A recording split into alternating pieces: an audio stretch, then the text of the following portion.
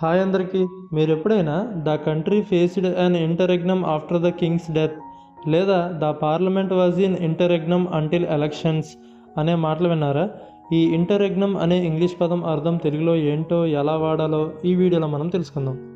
So దీనికి మనం definition చూస్తే the period between two rains అని, అంటే ఒక రాజు లేదా పాలకుడు మరణించిన తర్వాత కొత్త రాజు లేదా పాలకుడు అధికారం చేపట్టే వరకు ఉండే పాలన లేని లేదా అధికార శూన్య కాలాన్నే ఇంటర్రెగ్నమ్ అనే వర్డ్తో మనం చెప్పచ్చు. అంటే పాలకుల మధ్య ఖాళీ కాలం అని చెప్పచ్చు, లేదంటే అధికార విరామం అని చెప్పచ్చు, లేదంటే మధ్యంతర పాలన అని కూడా చెప్పచ్చు.